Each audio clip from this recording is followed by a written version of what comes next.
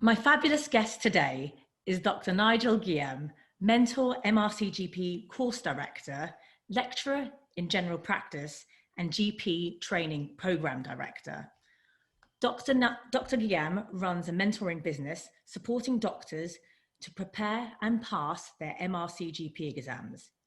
For those who don't know, MRCGP stands for Member of the Royal College of General Practitioners. Dr. Nigel qualified as a GP from Guy's and St.Thomas in 2002, having previously worked as a medical registrar and course organiser at St. Thomas's.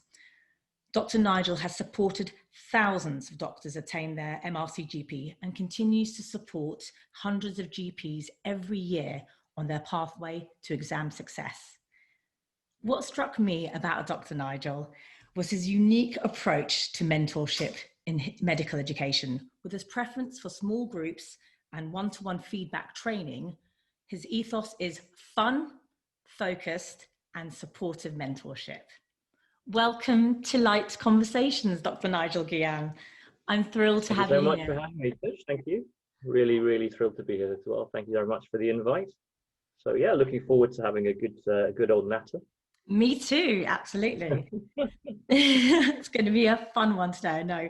Before we get stuck into the questions, I just wanted to ask you about this wonderful quote, which I found, I think, on one of your YouTube videos potentially. It was a Confucius quote, and I just wanted to understand, what it means to you and how maybe you've applied it into your own life.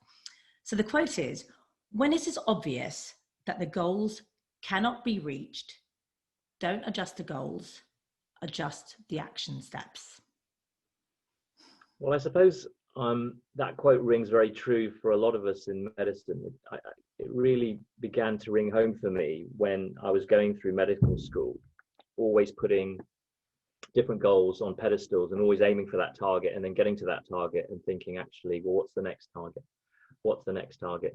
And realizing that actually aiming for targets didn't always equate to happiness. In fact, a lot of the time it never equated to happiness. It was just a very practical target that had to be met in the hierarchy of climbing up the ranks in medicine, from junior doctor up to consultancy level. And when you realize that happiness is defined by so many things outside of work, you've got to start adjusting your thought processes, your aspirations, and actually be strategic in the career path that you want to choose in order to meet those aspirations. Because I realized, I think after about sort of 5 years in medicine, when I changed from a medical registrar to the path of general practice, I realized that actually if I was to just continue on that path of being a medical registrar, being a medical consultant, that would not equate to happiness for me. So this is the reason why that quote means a lot to me. And it applies to many different aspects of what I do in terms of training, specifically the way in which the assessments keep changing. It's all about having a strategic angle as to making sure that you understand what is being asked of you and how you apply yourself in the right way, rather than just aiming, blindly for a target which you may never ever reach. So that's really the ethos of what I do. Specifically right now, because targets keep changing. So it's very much looking back, really, I suppose, on where you think you're going with it and how you think you might achieve it. Yeah, I mean, it made me think as well about, how actually we are all different as well. We're all unique individuals, and actually we might have a goal in mind, and actually that goal will be very different in how we all get to it. And, Absolutely. We are so unique. What works for you might not work for me. What works for me won't work for someone else. So, I absolutely love that quote. I think it's brilliant, because sometimes we do also go to the path where we end up, I'm going to scrap that goal potentially. Yeah. I mean, I think one of the big issues is often as, sort of growing up as well, your goals are sort of predefined. Certainly in my family, I think some of my goals were predefined. And when you actually get to that point, you recognize that that wasn't necessarily a mutual goal that you were aiming for. So a lot of it is just about how you perceive what makes you happy. I think that's the biggest thing that I've learned from that. I mean, I think I'm very fortunate because I've found a job that I really enjoy doing, I know we're going to talk a little bit about the pathway, and I suppose my narrative into medicine, but my narrative has allowed me to teach, which I think is what really makes me happy.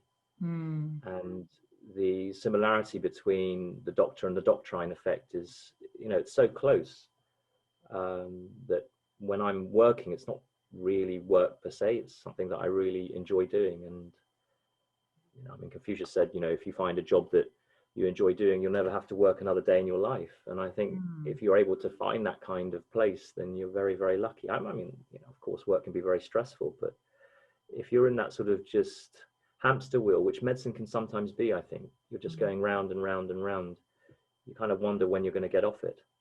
So one of the things that I teach all my medical students as they're moving from being a final year medical student into becoming a junior doctor is not so much the practicalities of being a safe doctor, which is obviously very important, but actually thinking where they're going to be in 5 years in terms of their goals and their action steps to get there. Yeah. And making them really, really reflect on that. And for me, that's what mentorship is about. And I've been very fortunate because I've had medical students who I've taught since the age of 18 who, you know, I've seen through their career pathways. I've got, for example, on my training scheme at the moment, 2 medical students who I've taught since the age of 20, and that's coming up to about 10 years now. Wow. And it's nice because you become friends, you become colleagues, you know, that for me is what true mentorship is about. And we'll go into, talk about your students a bit more in a little bit, but yes, I think that's really important, that kind of that relationship, that building, you know, through the mentorship as well. Yeah. So you've had a hugely successful medical career, you know, but now you're running your own business, or you have been for some time now. How different did you find adjusting from being a doctor in a hospital and being in a GP surgery to running your own business? I think what people underestimate about being a good GP is it's not just about being a good clinician. Actually, as a GP, you've got to run a good business because, you know, we're the only speciality really which have an independent contract with the NHS. So ultimately we are employed by the NHS, but, you know, we are given the autonomy to be cost effective in how we run our businesses with the money that we're given. That's not taught to you at medical school. You know, when I was a GP partner, I realized how much of it was actually about running the practice efficiently, keeping an eye on the finances. And that never necessarily appealed to me that much, but what it made me recognize is that there's a lot of inefficiencies in how things are run in the NHS. And I suppose that was what was more appealing, was if I was to do something, how would I make this efficient and strategic? But I also didn't want to be tied down by an employer, as it were. I wanted to be able to galvanize myself and try something different. And that probably was the biggest leap for me, which was moving away such that I wasn't doing the majority of clinical medicine and moving straight into education. That was a really big jump, and actually quite a scary one, because I gave up my GP partnership, which was about now 11 years ago or so, to move into medical education, having had no knowledge of how to set up a business or, you know, anything, just a passion of knowing that I really loved teaching. But I did use my experience as a GP partner to help me shape the business, as it were, keep an eye on the finances, know what was acceptable in terms of input and output, and I suppose in a way I've been very lucky with it. It's very difficult because obviously it is a business, but what I see it more of as is just, it's a passion, really. It's a passion to want to teach, and I've forged very, very strong friendships with the people that I work with on the courses, who've been my friends for well over, you know, 10 years now, and we've still been together through this, which for me is testament to not a business, but just a passion of what you want to do. I mean, the business has come, I think, almost as a sideline of it, which I'm very fortunate for. And obviously it is struggling, I think, like a lot of people are during this very difficult time. But ultimately it's the the friendships that have been forged that continue to keep it going. And that really is the most important thing, because whatever happens, you know, those friendships will still exist. Even if the business doesn't, those friendships will still exist. So that for me is the most important thing, actually. And even if the business doesn't survive, I'll still be able to teach. You know, I'll still be able to see patients. I'll still be able to do what I enjoy doing. And that for me has been something that mentally I've had to become more comfortable with, having now had the business running for 15 odd years. When suddenly things begin to fall apart and become really pear-shaped, you know, the immediate response is to panic. How am I going to keep the business afloat? How am I going to do this? But actually, I'm just kind of thinking, you know what, it'll be all right, you know, because it started from nothing. And as long as you've got a passion to do something, you will always find a way through it. And that for me has actually been a really big revelation, going through, you know, COVID, and just thinking about my own mental health and well-being is not to get too stressed out about it, especially when things are out of your control in that way. So many small businesses, right? So many businesses, business, we see it all around us. Lots of really difficult, challenging times for people. I love what you say about, you know, it's our passion, you know, things are evolving and changing, and how we have to do things, and we're having to kind of, I guess, change with the times. But you know, our passion is still there, and the love of what we do. I mean, it is really heartbreaking to see businesses fold, and with that, obviously, the sequelae and consequences of financial strain on oneself, one's mental health, physical health, family. You know, that impact cannot be underestimated, and it is very sad to see that. You know, I was able to adapt quite quickly. I mean, prior to this, I've never done an online session. You know, I didn't know what Zoom was. You know, I was just about work WhatsApp. You know, so you know, my PC was like so old, and so suddenly when you're thrust into that, it's a very scary. And then what it reminded me of is this jump of when I moved from partnership into medical training, and then suddenly you're thrust into this huge change where you've got to remote consult with patients. You have to train yourselves in different skills, and there's no sort of training courses, you know, there's no sort of handbook to it. I mean, obviously there's guidelines, but it's been it has been an amazing experience. I would say it's been a very positive experience. You know, I've learned so much about myself and so many new skills. And I think it's really important that you know, I'm beginning to get better at taking the positives away from these adverse situations. And I love what you said, you know, we were sort of thrust into it. So you're thrust into this situation, but you've likened it to how when you left your GP to the business side, you sort of it's forced expansion, isn't it? It's forced growth, and we're and it feels really uncomfortable. It does. I mean, for years, the digital revolution in the NHS was really on the back foot. There was a huge push for our consultations to move to remote consultations, e-consults, telephone and video. But it's quite interesting, I think. As a species, GPs, we're quite comfortable with our practices. We're very comfortable with our patients, and it's lovely.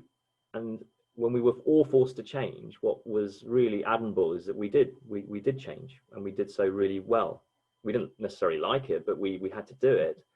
And then when you recognize that you can do it, when you recognize the inefficiencies with the system before, it does really make you reflect actually on how things can be better. So again, you know, there are positives from all of this, I feel. Yeah, absolutely. There are some positives, and obviously, yes, there are. You know, we've had our challenges as well. We can't dismiss that, because it's been an awful time for a lot of people. But absolutely, we're not diminishing at all. Yeah, absolutely. And obviously, we're seeing that. I know we're going to talk a little bit more about that, but I fear really the real pandemic is that of mental health, and it's really heartbreaking. Yeah, actually, when you see that, and especially as a doctor, you know, what can one do from a practical point of view when actually, you know, what's driving that is that you can't see your mum, you know, financially you are completely done for. I mean, it's very difficult to know your place and how to help in those narratives. But a lot can be said just for listening and just being there, I think. And I think that's the art, really, certainly, of being a good GP is having a presence and knowing how to comfort. And ultimately, it's about compassion. Yeah. It's really about compassion and having that energy to be able to provide that compassion, but also, knowing how to care for yourself. Because if you can't care for yourself, you're not going to be in a very good position to care for anybody else. Is the honest truth. Yes. I love that you mentioned that about, well, the compassion element, but also that self-care element of it. If we don't look after ourselves and we don't put, the oxygen mask on ourselves first, who can we look after? We can't be of use to anyone if we don't have ourselves. Yeah, absolutely. I mean, I think of some of the friends that, I trained with, and, unfortunately, mental health in the profession is incredibly high. And I've had colleagues who've unfortunately taken their lives, while working as doctors, because it's just got too much. And that's an incredibly sad place to be, when you feel you can't talk to anybody.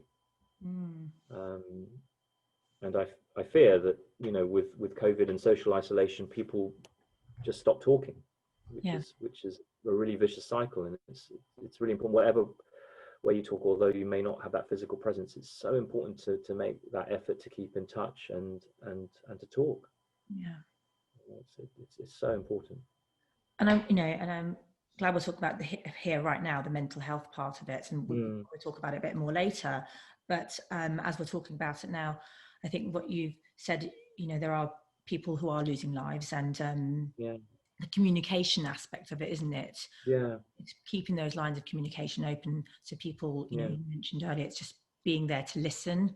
And whether you're a doctor, a GP, or a friend, or a family member, it's being able to kind of communicate and reach out to each other and listen to each other. That's probably one of the most important things that we could probably be doing right now. Yeah, absolutely. I think what we've realized is that we've taken communication a lot for granted, actually, up until this point. And when I say communication, I don't mean just the sort of a quick WhatsApp or an emoji. I mean sort of just sitting down and talking and listening.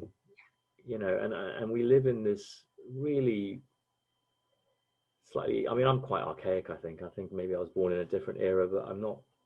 I'm very much a people's person. I need to be in a room with people. I found it very difficult to teach to a faceless audience. I found it so tough. But actually, having worked through it, really the ethos of mentorship is just being there. It's not even being there as a teacher. It's being there as someone that someone else can turn to. I mean, I don't have the answers to everything, but I know how to listen. I can signpost pretty well to places, and if something comes to mind which might help, I'll certainly share it. And I think that is really the most important part for me as being a teacher, is just being there.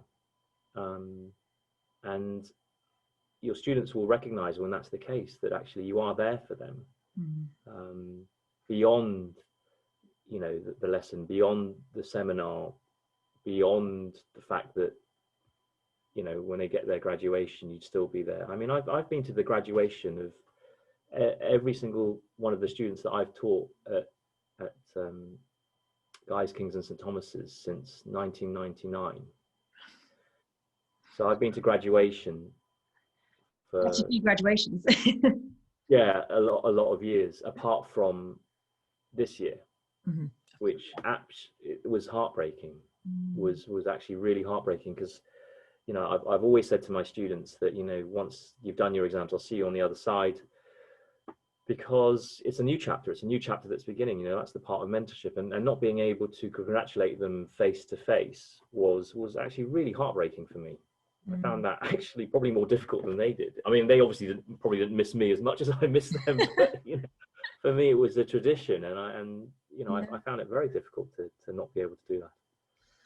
Well, I don't know. I think some of them would have missed you as well, because I read a lot of your the testimonials on the website and actually on your Facebook page as well, and there's a lot of love there, which is amazing. Yeah, I mean, yeah, I mean, I'm very grateful for that. I mean, I think the ethos certainly also of some of the lessons that are taught is a somewhat tough love approach, because I think a part of that is how I've been brought up, but also, you know, life is tough, you know, and you kind of got to recognize. The sooner you recognize that, then the sooner we can kind of crack on. And you know, some people find that my sort of tough love approach too tough, which I completely get. You know, my teaching style is not for everybody. I get that. In one of the testimonials, it's like, you know, he mentioned this, doctor mentioned the tough love, but also balanced it with a positive energy. So there's a balance here, which I think you've got to sometimes play, isn't it? The balance. Yeah, absolutely. And that's why we have a very fun element to it. I mean, we have a lot of laughs on the course. You know, that was one of the biggest dilemmas that I had about teaching online, is not being able to laugh with people, not being able to just share some humor and energy. I remember back in late March, early April, when I did my first Zoom webinar, I was really depressed actually after doing it. I was just like, I can't do this. It's just there's like there's nothing coming back from the screen. There's literally no energy at all. There's like no interaction, and I got really depressed about it actually. So I kind of thought, well, let's just try something different in terms of how we might interact with the audience. You know, let's get back to what I know I'm good at, which is telling stories and narratives to start opening up people. And then it just seems to, you know, it just sort of seemed to click really.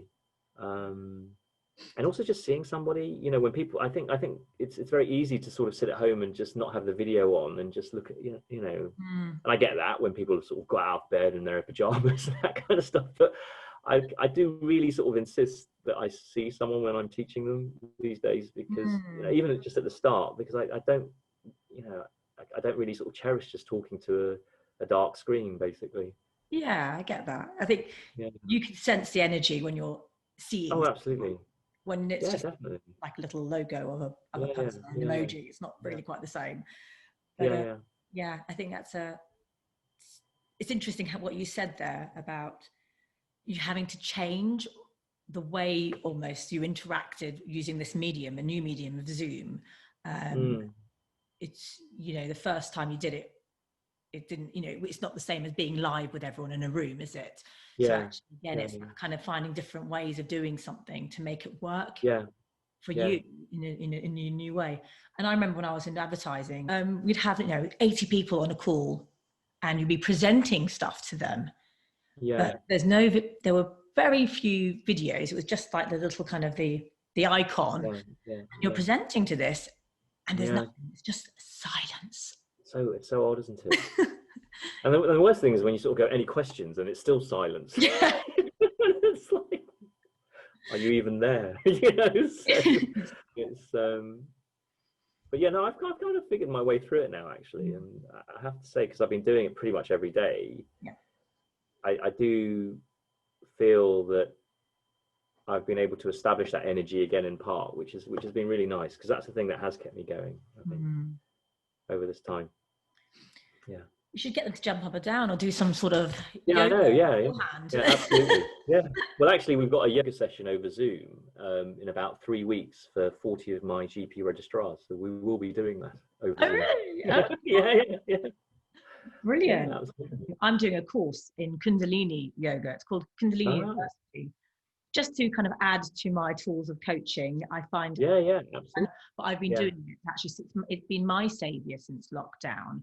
I have done 186 days now in a row of Kundalini yoga, doing different prayers, and it really shifts energy, and it really helps, I think.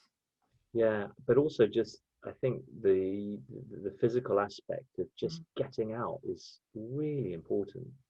You know, I really sort of made it an obligation to go out for walks every day, just because otherwise you do really just become so sedentary in front of the computer, especially when a lot of people are now working from home or being furloughed, you know, the tendency is just to sit. And you really important just to get out of the house. And can I add to that? Nature. Get out in nature if you can. Absolutely, that's what I mean. Yeah, absolutely. Yeah, if you could just get out. I mean, I'm blessed. We're very grateful. We've got the woods behind. Like see, we've got cars, and I run 3 times a week in the woods. I don't like road running as much. But the woods, it's just so lovely to be out there. I know. With the energy. It's really so therapeutic. So yes, that's great advice there, Dr. Nigel. Get out as much as you can, because we are sedentary at the moment. It's a good one for a stretch now, right? Stretch and breath as well. Talk about the breath as well. The importance of breath. It's breathing. Absolutely, just breathing. Totally, and we breathe a lot. I've noticed this. I was helping a client recently, going for job interviews. She recognised that. Well, I reckon her breath was very shallow. I think when anxiety hits, we breathe quite shallow. So taking those deep breaths is really, really important for us. Yeah. I just wanted to go back a few years. Yeah, of course. Just kind of to rewind and ask you. I think you mentioned earlier about maybe being a doctor or the medical school path sometimes maybe wasn't necessarily your goal. What was it like for you growing up, the eldest of 3 boys, right? Of Chinese Singaporean heritage, in West London? It was tough love. Is what it was. There's no other way of describing it. You know, I mean, you know, being born early 70s, you know, sort of second generation Chinese, and obviously very loving parents who wanted their kids to have everything that they didn't have, with all good intention. But you know, it was difficult, you know, going to a school where you were literally the only Chinese person in the whole school, and those differences being, you know, perceived by others as threatening and often, you know, resulting in, you know, bullying and things like that. So I found it really, really tough, actually. I mean, interestingly, you know, I you know, growing up, I mean, you know, your sister Tuba would tell you this, I was just depressed all the time. I was just like the most miserable person to be around. Because I just didn't have any real sort of social skills. I felt very much that a pathway had already been predetermined for me, and this is, you know, this was all good intention. Obviously, you know, my parents wanted me to do very, very well, but I think I only really found myself during university. It was a chance to break free in a way, and you know, academically it was all fine. I you know, my parents gave me the tools to study and study hard and study well. Yeah, if I had my time again, I think it would be very much about looking at the social skills, the emotional intelligence around that, which is, you know, what I'm trying to do with my own 2 at the moment. I'm not saying I'm doing a very good job, but it's just being open to that and just being able to listen, you know, and try and guide them as best you can. And I think what I've found is I'm sharing a lot of stories now with my 2 girls, around my own feelings when I was their age or even younger, and saying it's really important not to keep that to yourself. You know, if you feel that I'm being a bad parent, then just say, you know, just tell it to me. I'd rather let's just have a discussion about it, you know. And it's actually been a breath of fresh air to be challenged, actually, because I felt it was very difficult to challenge. You know, a lot of that's to do with your cultural upbringing, but then you hold in a lot of anger, and then you stop communicating again because of that. Going back what we were saying earlier, that communication, right? How important it is that we communicate not just by emojis and quick short texts. Sad face. I'm really angry about this medical school decision. See lots of those angry tops, you know, the emojis. Yeah, I mean, it's interesting, and also what you said, speaking to my sister, you know, we grew up as well, you know, from a first generation Turkish background. So again, a lot of, I guess there's some similarities there in that a lot of things are sort of, you know, you're kind of guided forcefully to kind of go down this gentle pushing. You mean dragged?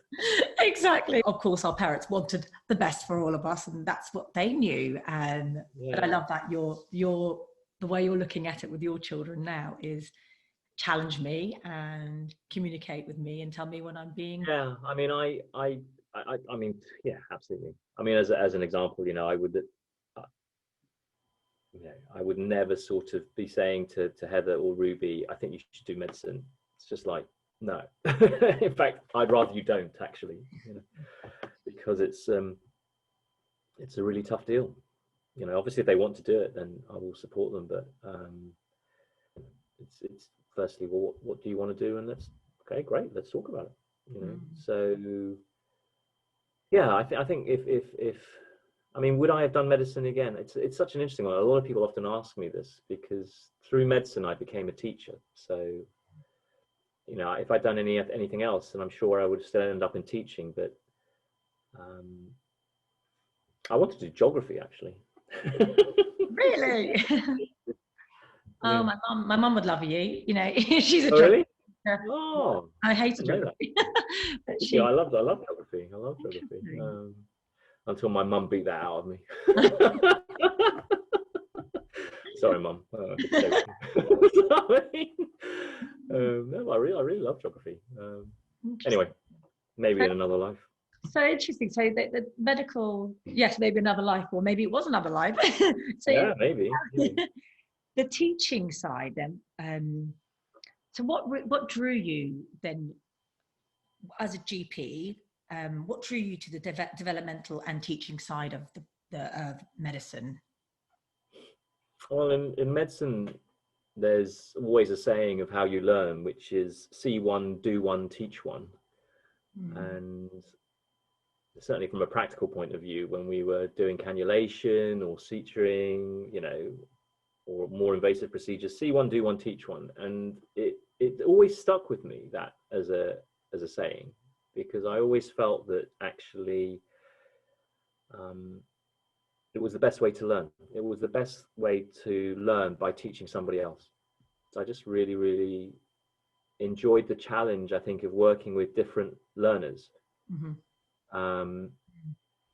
For me, that was how I think I developed more as a teacher. It wasn't so much the practicalities of what I was teaching, but the person that I was teaching it to. And I think at medical school, I always remembered essentially two types of teachers, ones who were really good and ones who were really bad. I never remembered the mediocre teacher ever. And with the bad teacher, I mean, when I say bad, in the sense that often, certainly those days, it was teaching through humiliation. So you were kind of hung, drawn and quartered if you didn't know something when you turned up on a ward round, and you know, you felt really bad about it. You really despised the person who did it to you, but you would never forget that lesson. And I think growing up over the years as a teacher and evolving as a teacher, certainly my approach at the start was very much that kind of attitude of really tough love, of, you know, you got to know your stuff before you come. And I remember being challenged once by a junior doctor who took me aside one day and said, I think you're a really good teacher, but why do you have to be such an asshole? Oh my goodness. Brilliant. I was just so flabbergasted. I remember I was so shell-shocked and upset, but it was a good lesson to learn, you know. But yeah, teaching for me is always about consolidation of learning. And actually Confucius said it really well when he basically said, you know, I hear and I forget. I see and I remember, but I do and I understand. And that for me has always been the ethos of my teaching, which is, you know, you got to do it. Whether you like it or not, you got to do it. You know, especially in our profession as a doctor, you got to do it. You're evolving always as a doctor and as a teacher. The two are so intertwined, actually. Yeah. And you learn so much about yourself when you're having interactions with different learners and how you come across. And I think it's in retrospect, I'm really happy that I ended up doing medicine, because it's given me such a privilege to dip into patients' narratives, their stories. You know, I don't think there's any profession where you just meet thousands and thousands and thousands of people every year. I mean, you just meet thousands of people every year, and their narratives, and they really shape you. They really shape you. I mean, I always have 10 patients in my mind who've really shaped me as a doctor and as a person, because of their stories and because of their narratives. You know, the students that I teach, I will always remember if we've had an interaction. It's really fascinating. I'm not so, as I'm, you know, getting a bit more senile, but, you know, I'm not so good with names, but faces I'm very good with. Right. And there was a girl who came on my course. It was a couple of years ago, actually. It was a couple of years ago. So she came on my course, and I immediately saw her face, and I said, "So we know each other, right?" And she said, "Yes, we do." And I said, "Was it this kind of GP update course?" And she said, "No, no." And I said, "Oh, it was the conference last year, wasn't it?" And I go, "But we do know each other, don't we?" And she goes, "Yes." She goes, "You taught me when I was a first-year medical student, which was 10 years ago, and that was only for about 5 hours." And I said, "Well," I said, "and you remember me?" And she goes, "Yep, yeah, I do." And she goes, "How do you remember me?" And I said, "I don't know." I said, "It must have been a really fun session, I guess." You know, and it's just stories like that which are really, you know, they really make me feel happy. Because, yeah, I think, you know, our lives are finite, and ultimately what makes you happy? You know, I suppose what makes me happy is teaching. Our holiday overseas was cancelled because of COVID, but we took the opportunity to go down to the Jurassic Coast, which is just, oh my goodness. I mean, that's, you know, that's geography in motion, that is. I mean, it's just beautiful. But just the area and the geography around it and the narratives around it, when you look at Del Dor and you look at the coastline, and imprinted into that is history and stories and narratives. You know, you just really realize just actually how finite we have as human beings on this earth. And it just made me really ponder, just like, it was just so breathtaking. It's just like, well, what is my role here on this earth? You know, what is it that I am supposed to do? And I think, certainly looking at my teenage daughters, I think they are definitely thinking about, you know, what is the purpose of this? Especially when you're in lockdown, you've got so much to think about. Not that I have an answer to that. Well, would you say you've discovered your purpose as teacher, mentor? Yeah, I think so. I mean, before I really saw it much as just teaching somebody how to pass an exam. That the mentor aspect came really when you realized that people weren't passing and needed much more support, and just someone to talk to, really. For me, it's always been very important that people just pick up that phone and give me a call, whatever it is. I mean, I don't have to have taught you before. If you have an anxiety around the assessments that you need talking through, I'm very happy to do that. So very much, I think my role is to guide, given that I've had the experience, obviously, with the assessments before. Yes, there's certainly a role in teaching, but the mentoring is much more about the continuity, which for me is so important.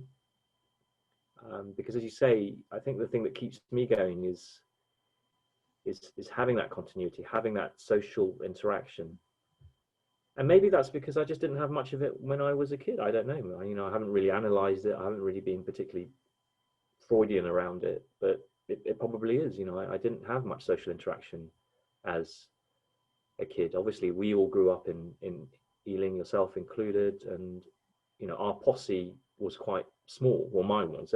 Anyway, it was basically just your sister and Samantha, and that was about it, really. So I didn't have a very big posse. Shout out to Shout out to Notting Hill Girls. Woo. You know, so you know, but so maybe it was that. I don't know. I think I'm happy where I am now, which is good. Well, there is this innate desire, isn't there, of human beings. We're human beings, and community and connectivity part of who we are, being part of a tribe, being part of that group. So and I think that's, and the work that you do, it's, you know, that's beautiful to have that, to be able to have someone, people can, you know, you said the communication, to be able to call you when, you know, if there's something, if they're anxious about something or there's a problem. And especially in the work that you do, where we talk, you mentioned earlier that compassion is really important. And I think it's interesting how we call some of the harder skills, we call the soft skills, right? Emotional intelligence, empathy, growth mindsets, problem solving, communication, all this we call soft skills. Are you seeing a new wave of students in the medical industry coming through with more of these softer skills? Or I guess in the last 20 years, has that grown at all, or is it still quite similar? It's a really interesting question, and one actually that I think medical schools really need to work through carefully, because, you know, when I trained in the early 90s at United Medical and Dental Schools of Guides and St. Thomas's, which then morphed into the huge institution of now King's College School of Medicine, you know, we were only a year of about 90 people. So we knew everyone in our year. And all our teachers knew us also. Now, an average year at King's is about 450 people. So you can go under the radar for 6 years. And what's very interesting now is teaching final year medical students over Zoom. So I run seminars, weekly seminars for them. And they will be looking at each other going, who are you? It's like, hold on a second, but you've been at medical school for like 6 years together and you don't even know like who you are. I mean, often as a joke, I'll pretend just to be a medical student as well, because they don't know what I look like either. So I've often just sat there and pretending, like, where's the tutor? Where is this Dr. Giam? So I find that kind of teaching experience really impersonal. And yet we're trying to teach students to be personal. So it's this slight paradox, actually. Isn't it? You know, can I teach communication skills by doing an e-learning module? It's like, not really. You know, you've got to really be in the thick of it.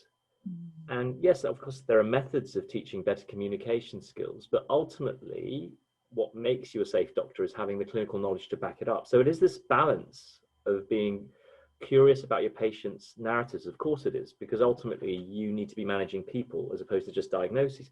But you do need to be a safe pair of hands by the end of it. So if your clinical knowledge is lacking, you're in trouble as well.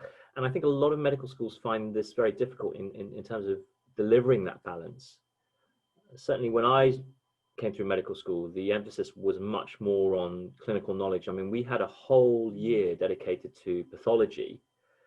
So at Guy's, there is the most fantastic pathological museum, the Gordon Museum, which houses thousands of pathological specimens. And we would need to learn these specimens for oral viva examinations. I mean, it was really stressful, but you knew your stuff after that year. It was the glue that bound everything together. It just made you very systematic in how you thought about problems. That's, I'm finding, really lacking now, actually. I think the emphasis has gone perhaps too much the other way in some institutions around the softer skills, which of course are really important, but ultimately you've got to be able to recognize when something's potentially serious, when it requires escalation quickly. You need to understand your thresholds in terms of what you can manage and what you can't. And I don't think, you know, we've necessarily got the balance right. And part of that, I think, is because the year is just so massive, you know, that the consistency of training is somewhat variable at times. So I really enjoy when I get a group of 10 students who I can mentor.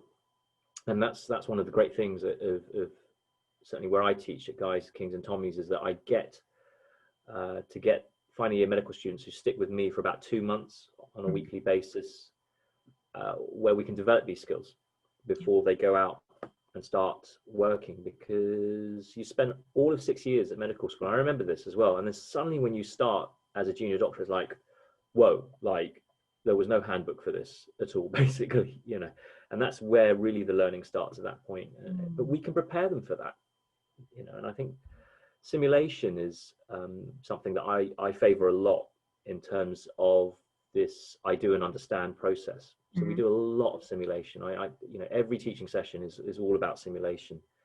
It's about replaying out scenarios so that they are better equipped when it comes to the real thing. Is that the role play thing that the role play? Yeah, absolutely. Actors, absolutely. and you bring them in and you then reflect. Yeah. So I'll either, you know, I can either simulate myself, or you know, the actors who've been with me for over a decade will help out. And actually, and people don't, you know, students don't like doing that. They don't like simulating in front of other students. But the quote that I always use when they are scared around this and teaching is again another Confucius quote, which I really love, which is, by 3 methods we may learn wisdom. The first is reflection, which is the most noble. The second is imitation, which is the easiest. And the third is by experience, which is the most bitter. You see, at medical school, as a student, you will never give a patient a diagnosis of cancer, ever. That will always be done by the doctor.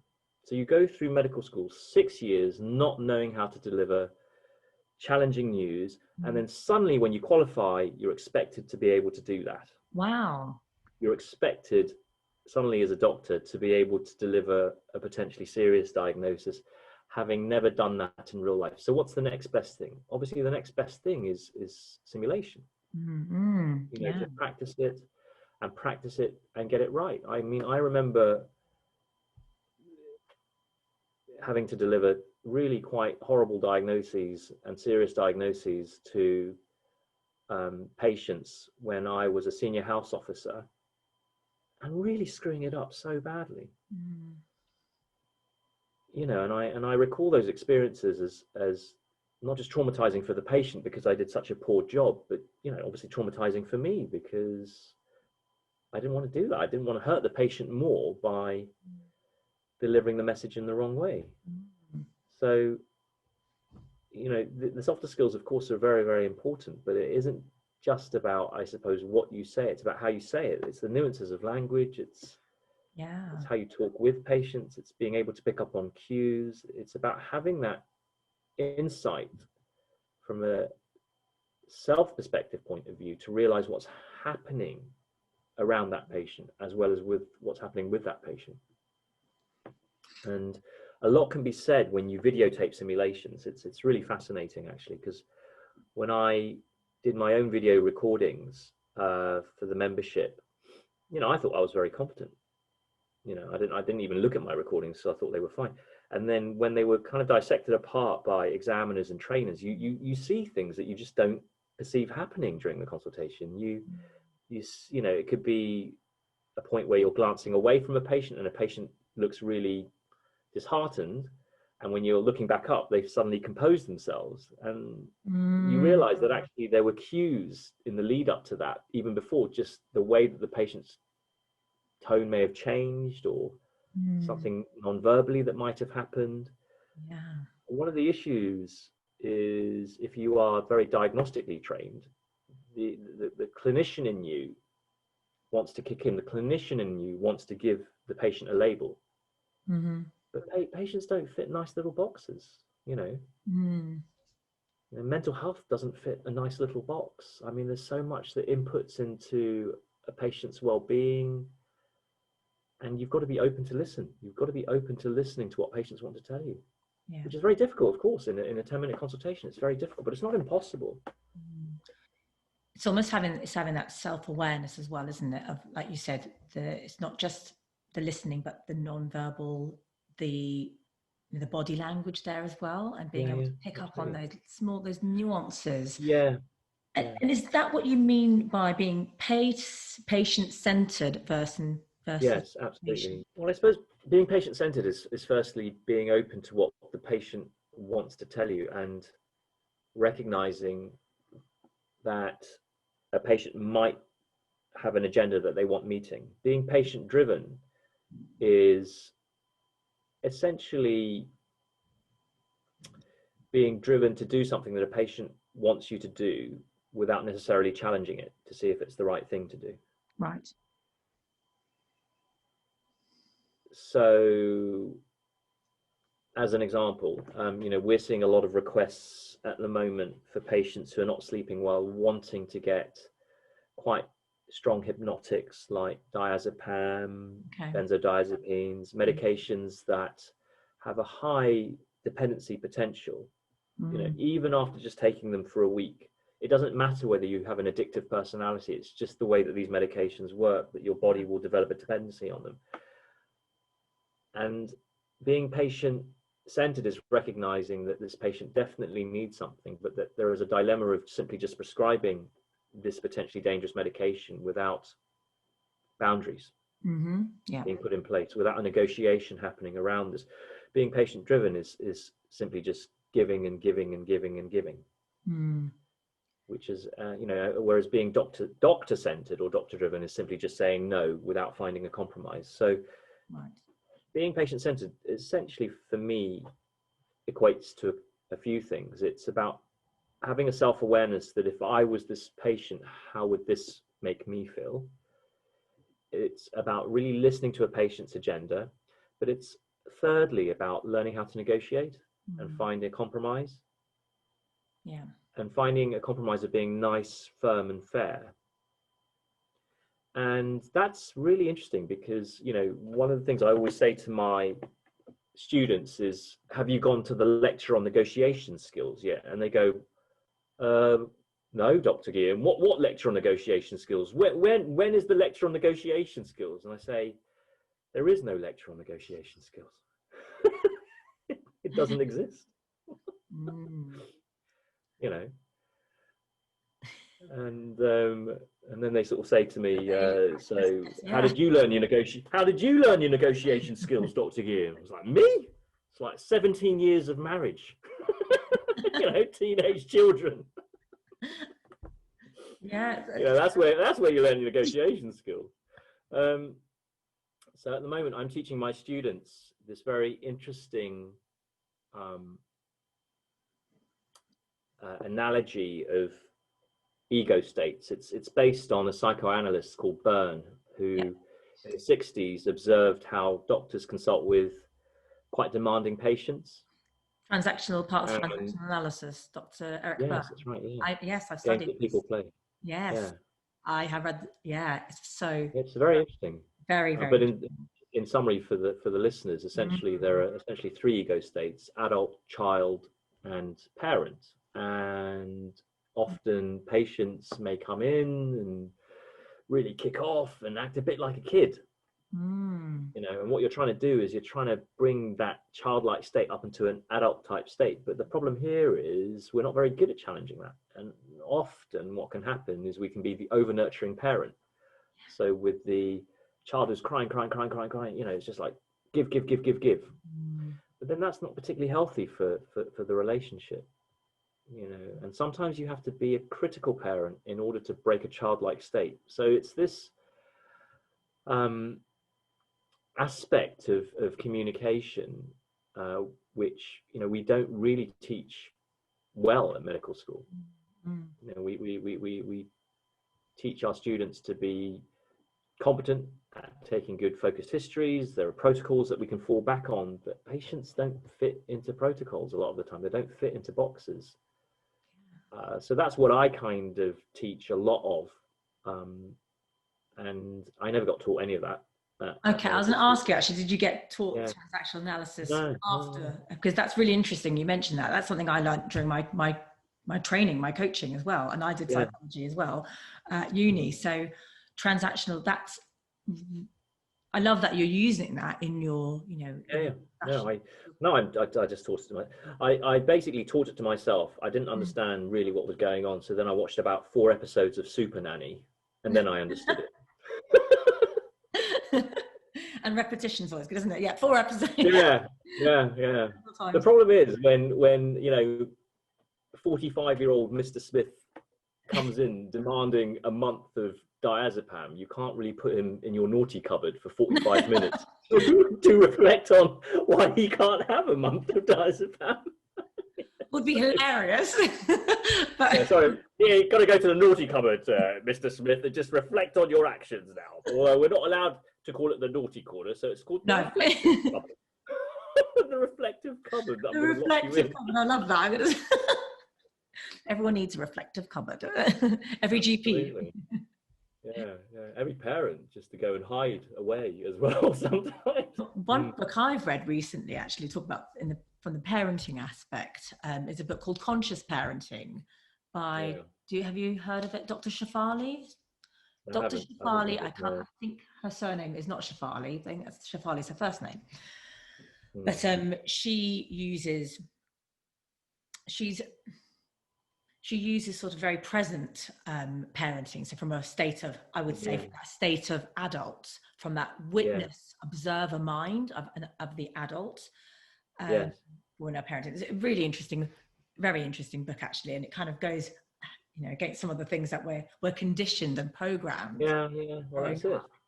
It is. It's interesting, isn't it? Because a lot of it is conditioning, isn't it?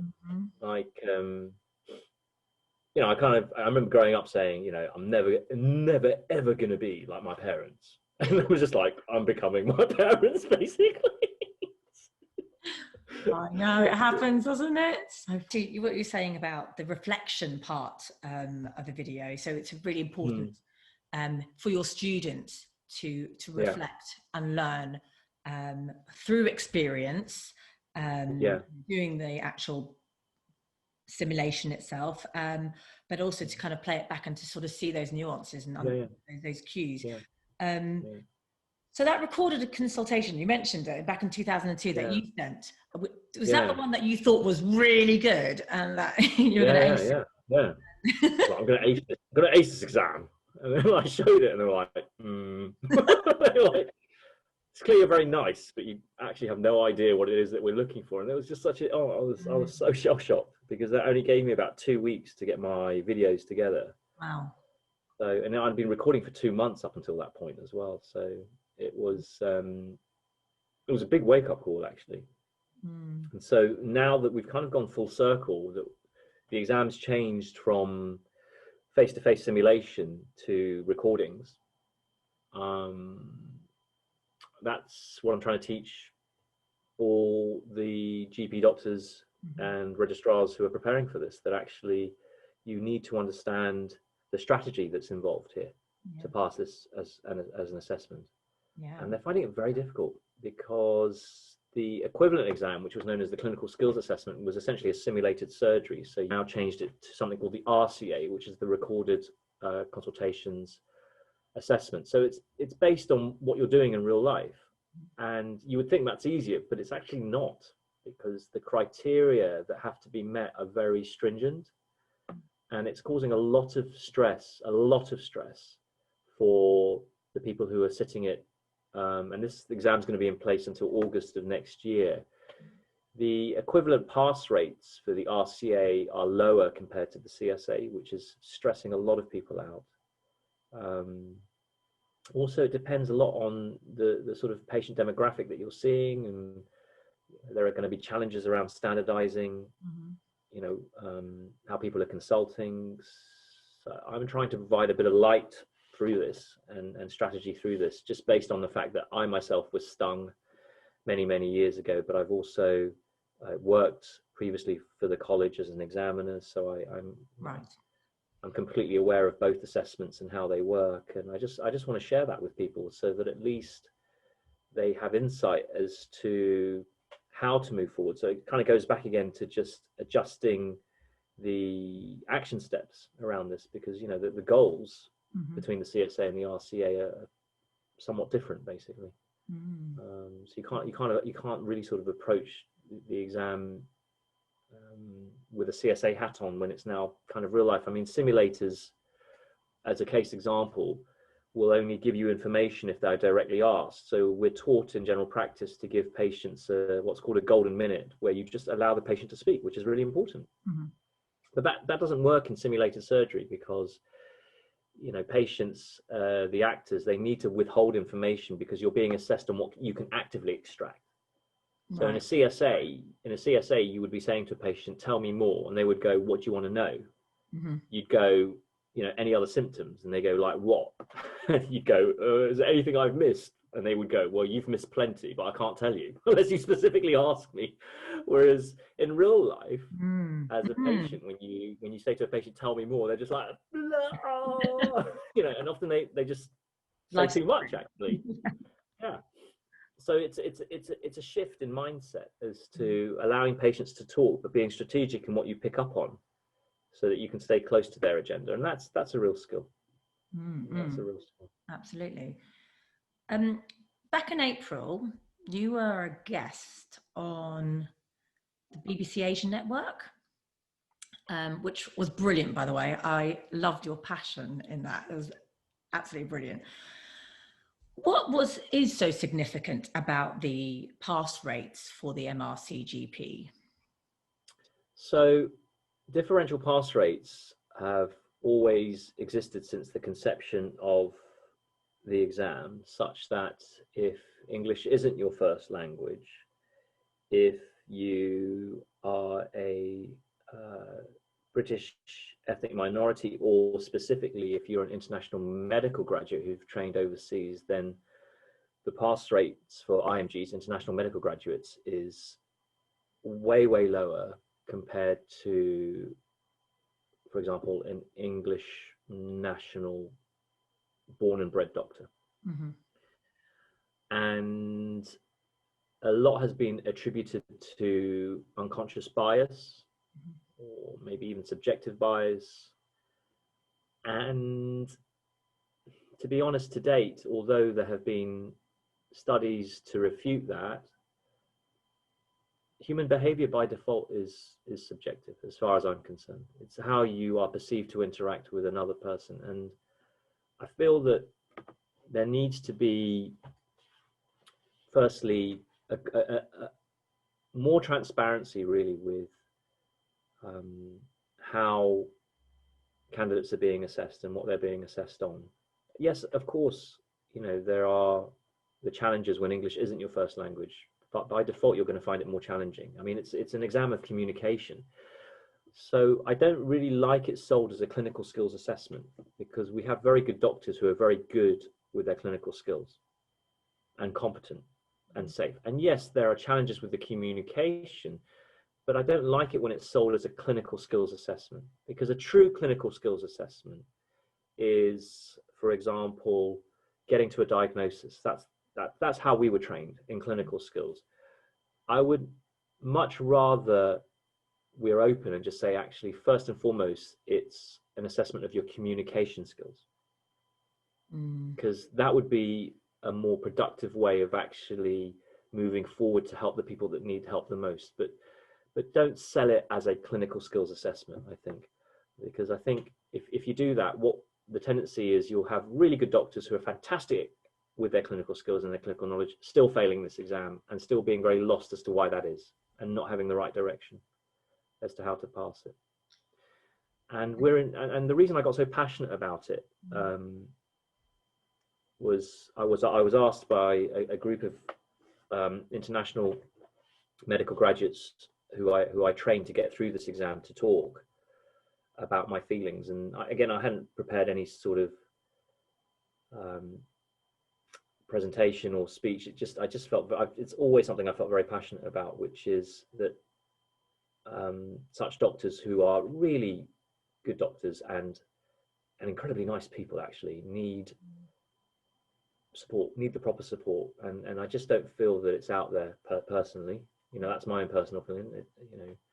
And that's why I felt passionate about it. I've seen lots of doctors who unfortunately have left the profession or just got so burnt out mentally because they haven't been able to attain it. And I don't think it's because they were bad doctors. I just felt they didn't get the right support. And that's why mentoring for me is really, really important. As soon as I see you and you see me, we are forming a relationship. You're not another number to me. You're someone that I really want to help. And yes, as with all relationships, it may not be very functional at times. Sometimes it can be quite dysfunctional, and sometimes when a teacher-student relationship isn't working, you just have to break it off, as is the case often with patients and doctors. Sometimes it's just two personalities don't click or see eye to eye. And I've definitely become more accepting of that. But what I won't accept is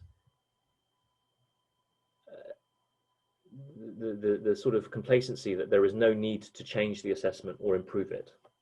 And that's what really upset me.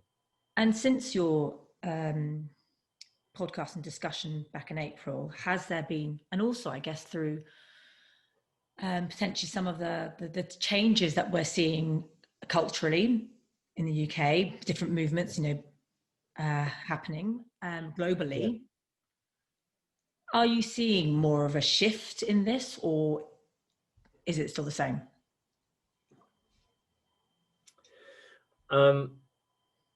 There's definitely been a shift in the context, I suppose, of just obviously we've had COVID highlight, because when I did obviously the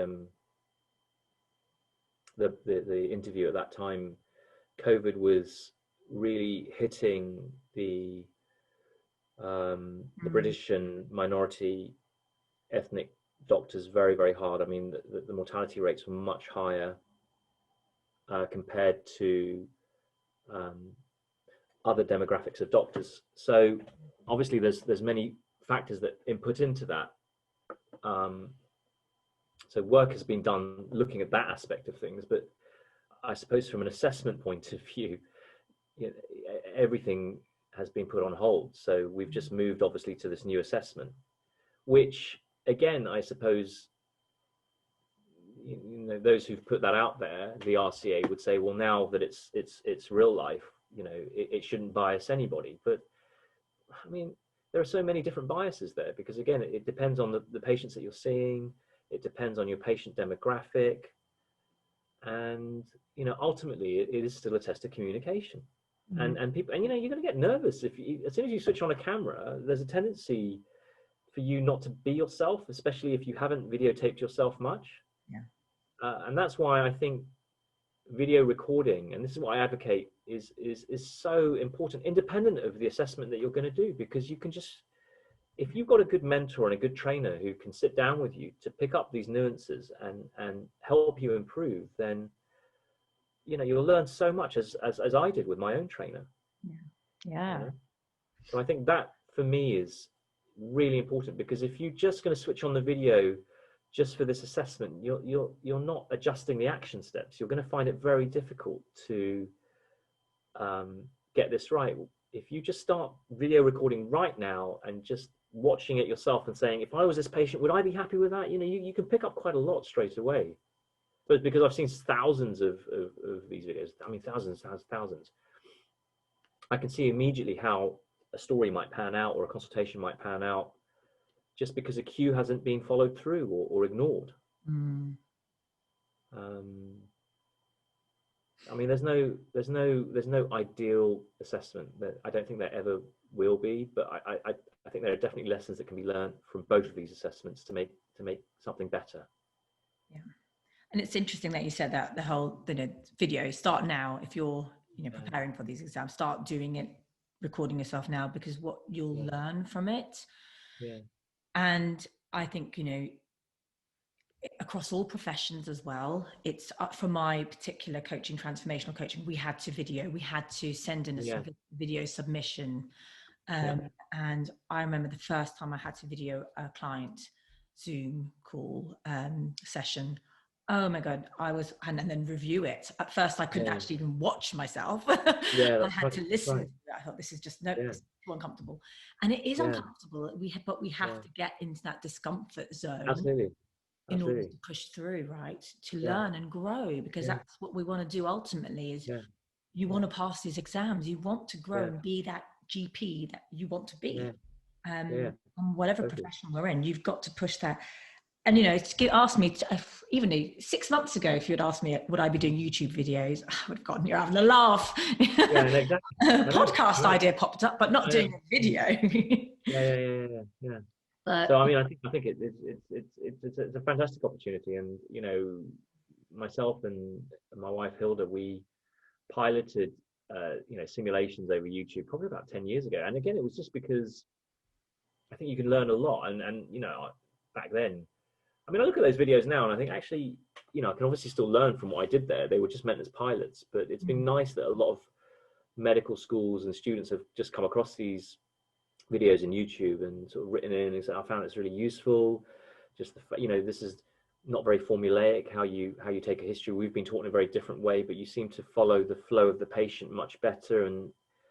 And this is how I teach it. You know, I teach a very different way of consulting, which is much more narrative based. I think as clinicians, we generally focus, when a patient comes in with a symptom, we focus on the symptom immediately because we're trying to find a diagnosis. But you know, specifically as a GP, you've got to recognize that these patients are not necessarily going to be patients who just come and see you once. They're going to come and see you time and time again. And there's always going to be stories behind all of that. So I teach a system known as story symptom system, which is before the symptom, there's always a story as to how that symptom started. And that story always revolves around a patient before you necessarily focus down on their symptom. But when you're starting to think of the physical system that might be causing their symptom, you need to think about what we deem in the profession red flags, so serious symptoms that might dictate that this is potentially a problem that requires escalating. You may not necessarily know what the diagnosis is, but what you should recognize is your threshold of safe practice. Rather than panicking and becoming defensive, your management should be reactive to the level of risk that you're wanting to commit to. So I teach this now to all my students from year one all the way up to right now. And for doctors who've been taught in a different way, it takes a lot to kind of break out of that model of taking a history, which is ingrained in all of us. So when I go story symptom system, what I'm saying to them is conversation before it becomes consultation, before it becomes clinical skills. That's the way to see it. Right. And once you've got this balance of story symptom system, the conversation before the consultation, before clinical skills, then your approach will automatically become more patient-centered, because what you're then doing is you're actually managing people as opposed to diagnoses, but you've still got that safety aspect running through all of it.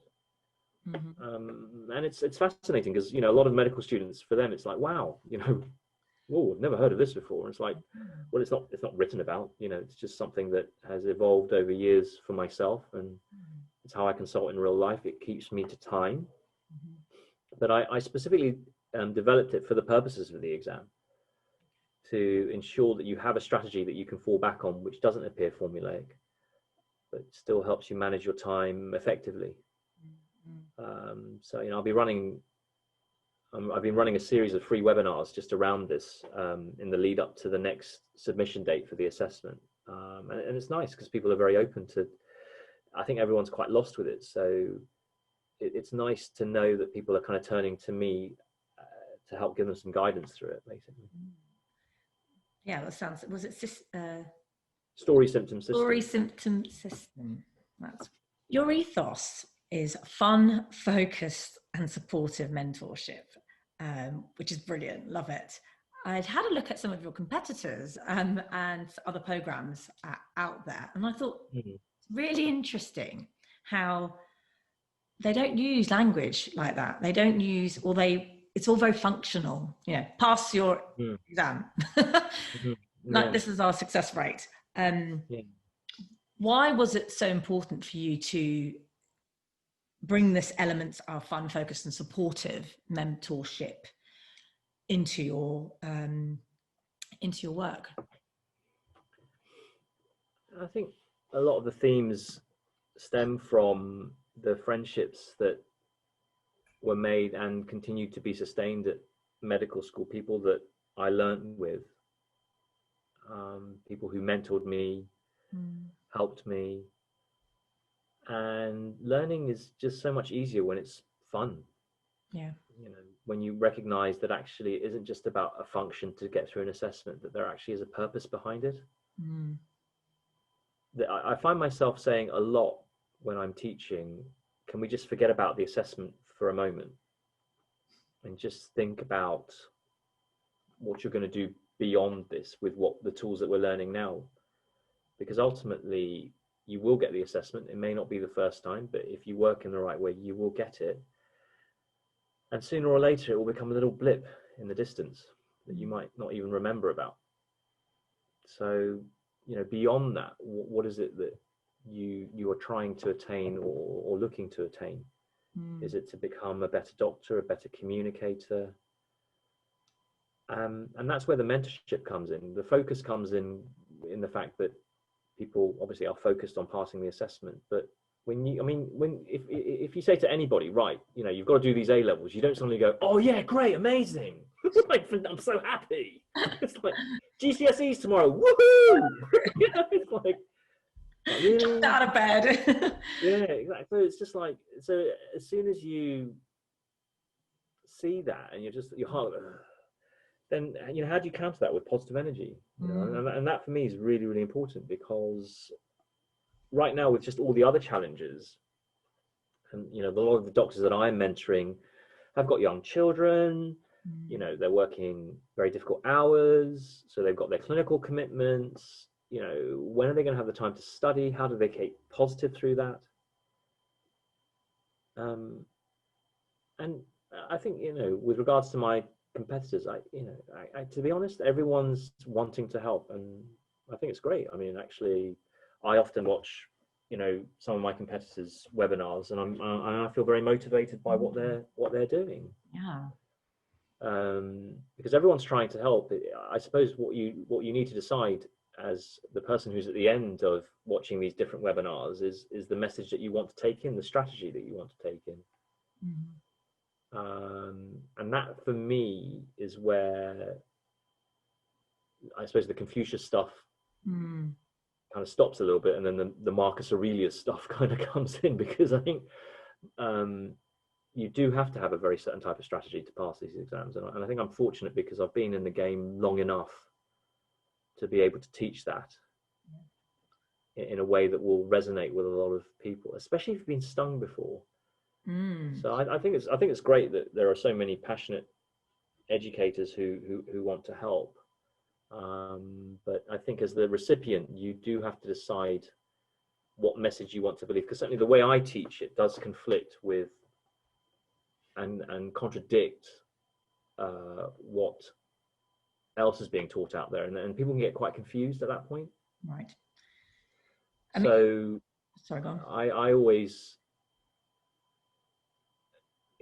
kind of stipulate that actually one has to decide what one wants to believe before they necessarily engage. I just wanted to read out a couple of testimonials. One said, Nigel, I just want to say a huge thanks. I was close to quitting as a GPST. After 3 failures, there did not seem to be any light at the end of the tunnel. I had truly lost my way and myself in the process. You gave me hope, inspiration to pick myself up and show positive energy. You are a bright star, and everyone who trains for this exam would benefit from your example. Thank you for shining, and thanks for saving my career. I mean, amazing. How amazing is that? I mean, I read that. It's like, that gave me goosebumps when I read that. Another one said about, where is it?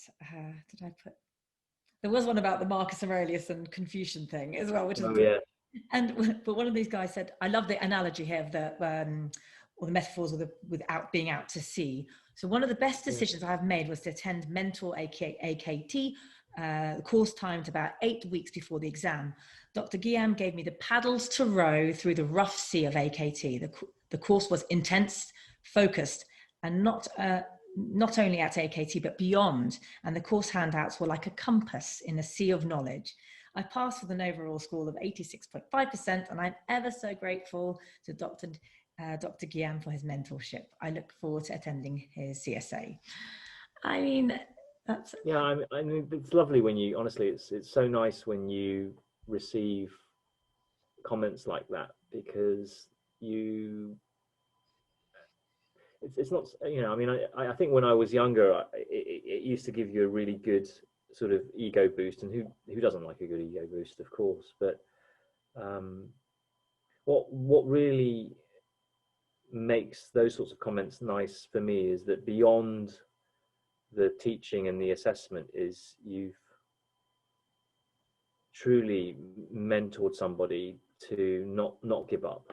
And you know, people have gone into medicine because they want to help people, and ultimately our job is to help people. And as a doctor, that can be a patient, that can be anybody, you know, and that for me is what this is really about, is just trying to help.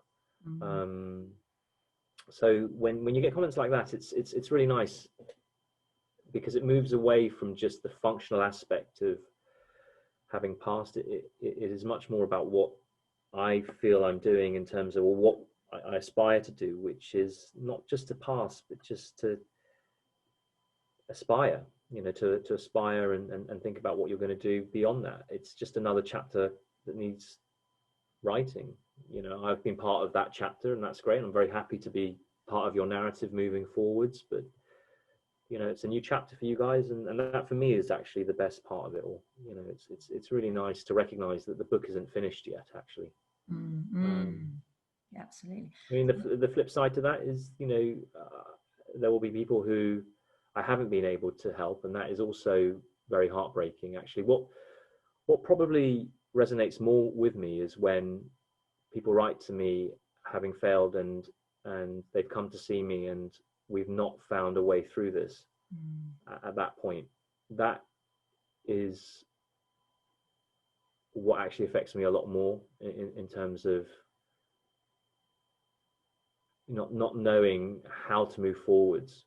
And oftentimes as a healer, you know, often it's about just giving time to reflect on what's gone before you get back down to it. But I'm very much here to help, and this has always been the ethos, you know, pass, fail, you know, got to keep, as again, changing the strategy, adjusting the action steps if something hasn't worked before, basically.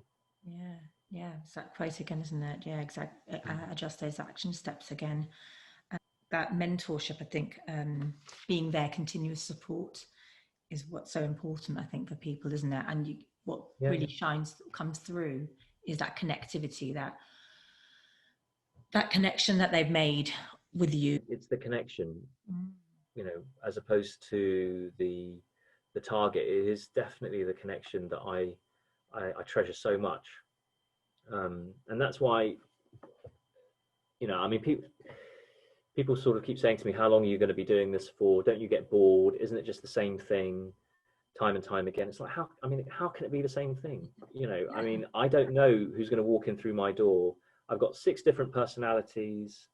Every single course I've ever run has been completely different. There is nothing generic about it, because the connection is different on every course. It's always different. The energies are always different. And that is what I really love about it. You know, it just absolutely, I'm just, you know, I'm so happy when I start a course, because I don't know who's going to walk in through my door.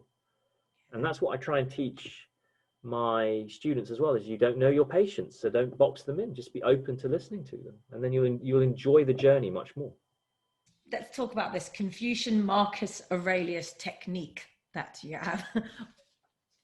What is it exactly? Yeah, I mean, I suppose it's I've always been into Confucian philosophy anyway. It really, it's just so simple, but it's just so applicable. And sometimes when your mind needs clearing, just a few simple words can just bring it back down to earth. I only really sort of got into Marcus Aurelius it's quite funny actually. It was about 20 years ago when I went to see Gladiator with your sister. Obviously, you know, that very fictitious story of Russell Crowe, who was favoured by the late great Richard Harris, who played Marcus Aurelius, and Marcus Aurelius was one of the last 5 good Caesars, and he won all his battles with strategy. And you know, I mean, it's a bit corny, isn't it? But what did he say? He said, one of his quotes, I think, in Gladiator is, yes, that's right, "What we do now echoes in eternity." And it was quite corny, but I kind of thought, you know what? And at that time I was a very young teacher as well, so I was like, I do want to do something which actually means something. So, you know, I just started reading philosophical quotes, and just sort of resonated with me, specifically, I suppose, around strategy, you know, positive energy. A lot of it's quite similar to Confucius as well, but for me, one of the quotes that really resonated with me from Marcus Aurelius, especially during this time, especially when I saw my business sort of going down the pan quite quickly, was that you have power over your mind, not outside events. And if you realize this, then you will find strength. Oh, love that. And that really resonated with me, because I just was waking up and I was really worried. I was just really anxious, and I was already in a negative frame of mind, and just keep worrying about, you know, I mean, we were due to run about 40 CSA courses, myself and my actors, before the COVID hit, and these were all face-to-face, and you know, so I had literally 40 courses cancelled with immediate effect, which basically means just giving out, obviously refunding everybody. Wow. So from a financial standpoint, that was a huge hit for me. I mean, massive. And I suppose when it does become a business and it becomes your own baby, obviously finances, as we talked about earlier, are really important. They can't be ignored. Absolutely. So just it took a lot to control what was going up here to try and now present something which is functional. And you know, we have, and you know, it's been great in terms of a learning experience. I mean, it's been really challenging, but it's been really great. You know, I've consolidated my friendships even more with the actors who've stayed on with me, despite them not working, despite me not working, just brainstorming through stuff, and being in that team, being in that tribe. That's the most positive thing that's come out of this, is really knowing that when you've established those friendships beyond the business, these friendships will persist forever, you know. So this country's leadership has been under a lot of scrutiny, obviously during COVID, but also I think there's been a lot going on globally. We've just seen the US elections in the last week and what's kind of going on there. What do you believe true leadership to be? For me, I think it's best explained again if I go back, I suppose, to Confucius, who defines really a superior man to be modest in his speech, but exceeding in his actions. And it is very much about setting an example, I feel. You know, it is about being a good role model, and unfortunately we don't have many around. I mean, I appreciate it's really challenging times, but for me, you know, a superior man or woman, you know, and it's great to see, you know, that actually in countries such as New Zealand, women taking really just very practical, strong leadership roles and not getting panicked about stuff and not having reflex reactions. It's just so empowering to see. So A superior man, woman, for me, understands what is right, whereas an inferior one knows what's going to sell. And I think, you know, unfortunately, we are in that predicament where we have a lot of inferior leaders who know what will sell. So setting by example, I think, is just so important. In fact, actually, there's another Chinese philosopher that I really like called Lao Tzu, who said, a leader is best when people barely know that he actually exists, and that actually when his work is done, when his purpose is fulfilled, all the people will say, we did it ourselves. And you know, I really like that as a quote, because I think that a lot of the leaders that we have are just incredibly egotistical, and unfortunately know what sells good, you know, knows what sells, basically, not good, but knows what sells. Yeah. Whether that is for the greater good of the public is very debatable. And that Lao Tzu quote was so empowering, isn't it? That actually you think that, you know, we think that we've done it ourselves. That's what empowerment's about, isn't it? Yeah, absolutely. It is. It always is, because, you know, when my students say, you know, I couldn't have done it without you, it's like, you could. You know, you just needed a bit of direction. Yeah, you know, guidance and direction. But you're the one that actually did it. I didn't do it. You're the one that did it, not me. Yeah, we've got all the resources within ourselves to do whatever we do. Yeah. Just need to kind of, you know, peel back some layers of stuff that we've learned, you know, that we've learned in the program. And yeah, we've got that all within ourselves. It's been a really challenging year for so many people. We talked earlier a little bit around mental health. You know, it's been particularly challenging. How has that affected, or how has COVID affected your mental health or those around you? And how have you been able to navigate the challenges that you've faced this year? It's been really, really challenging, I have to say. Routine for me is quite important. And when that was kind of thrown out of the window, I found it very, very difficult. When my routine of work had gone, everything just started to spiral quite quickly for me.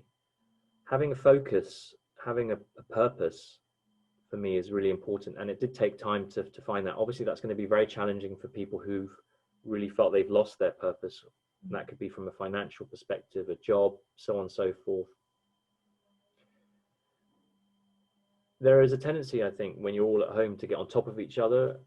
And what you really want to do is have just some protected time where you actually do something fun.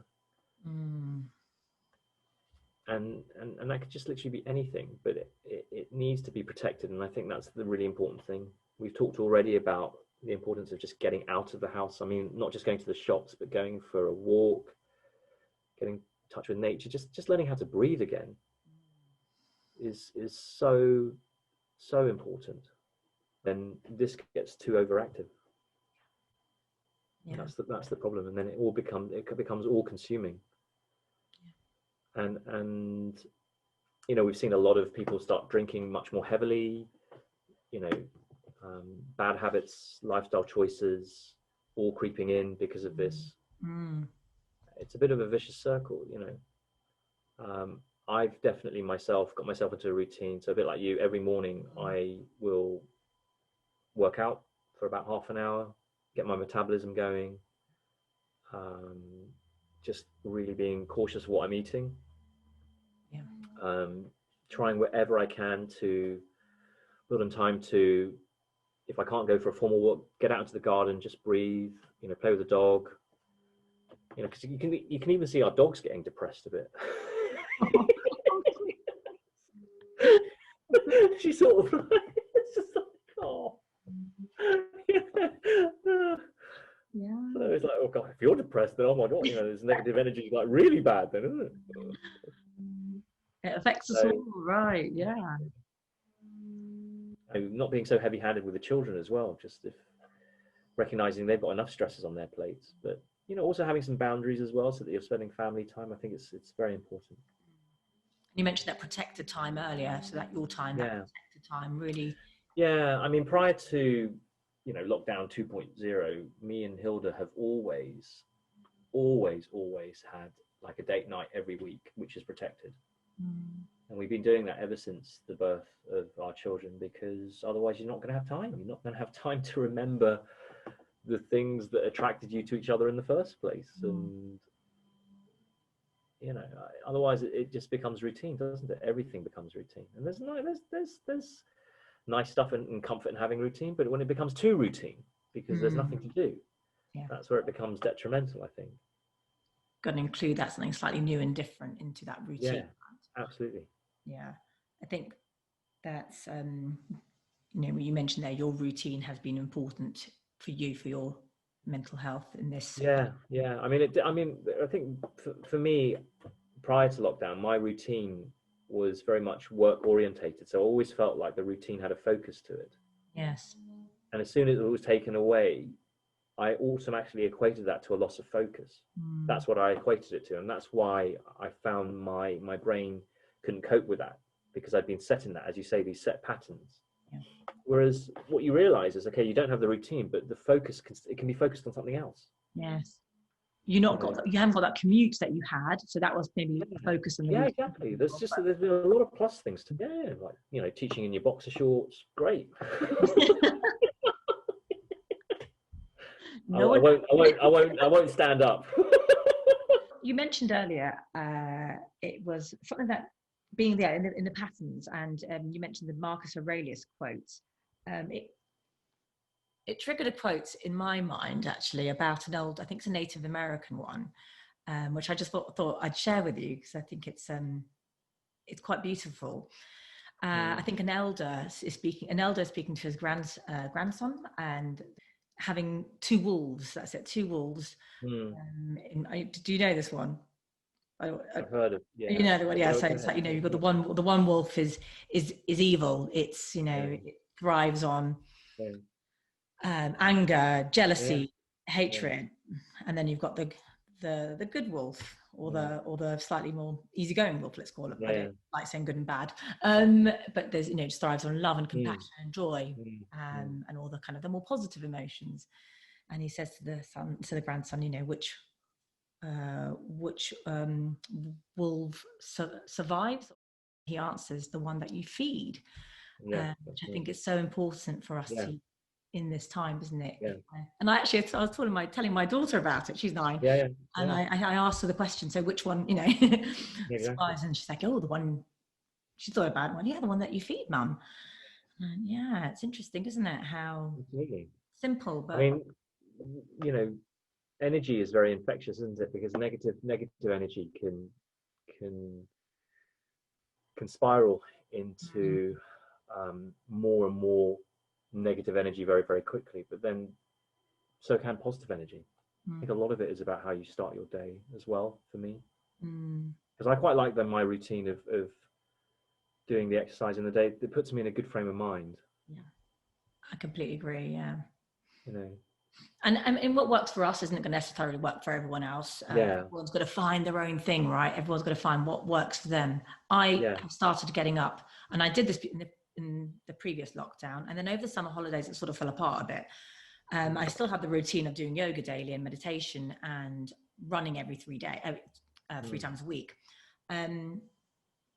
But I've started again, getting up early again, which for me is such a sacred time, getting up at 5:45. That's especially now when it's quite dark, and you think, by the time I finish my yoga and meditation, you can see the sunlight coming through, and there's that beautiful sort of time in the morning, and there's no one around. Have my cup of tea. Very tranquil. And it gives me time to reflect, and it just helps me ease myself into the day. But I've got some important bits out of the way that helps me energetically feel good. Absolutely. It's important to have me time as well, you know. Yeah. I mean, like proper me time, I think is absolutely. Yeah, like I said, especially if we've got kids, right? You know, you've got kids, I've got kids, and there's certainly lots of people who'll be listening and watching this will have kids as well. This time round, the kids are thankfully at school and able to be continue a little bit more normally. I say that in quotes. I guess for me, I think teenagers are particularly an age group that's been probably suffered a lot, Absolutely. mental health wise. Yeah. Who has been the biggest influence in your life? Oh, that's a toughie.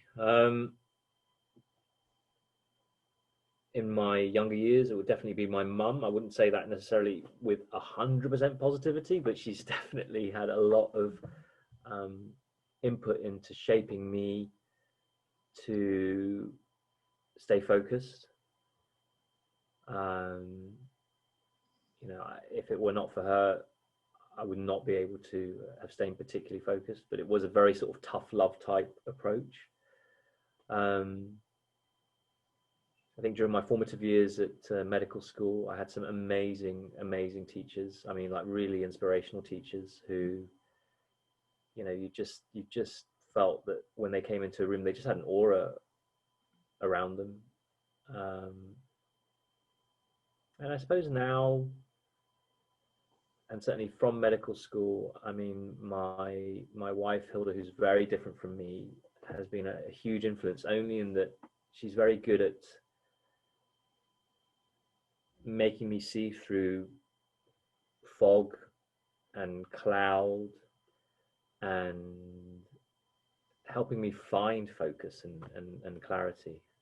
I mean, she would refute that. She just would say, I don't say anything. She would basically just say, she would just say, like, just get your act together, Nigel. You know, but actually she does a lot more than that. And a lot of that, I think, came over just walking together in the park, which was good for both of us. And her just helping me brainstorm, you know, stuff. It was really nice, actually, that she could be a part of that, of helping me find my focus again. So, I mean, I think she would refute that, but it's very true. So, yeah. Yeah, Hilda. Don't tell her that. What advice would you give to your younger self? Slow down, calm down, I think. Slow down and calm. Just yeah. Don't put everything on a pedestal, and don't be disappointed if you get to that point and it's not as bright as you thought it was going to be, and don't be disappointed if you never reach that point. It's very much about just learning on that journey. Don't worry about not having a girlfriend when you're 19. But 19 teenage relationship. You will find the love of your life one day.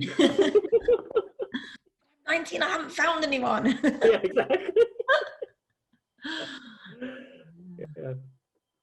Slow down and calm down. So true. And, I think one thing that COVID might have taught us, right, is about slowing down. Yeah.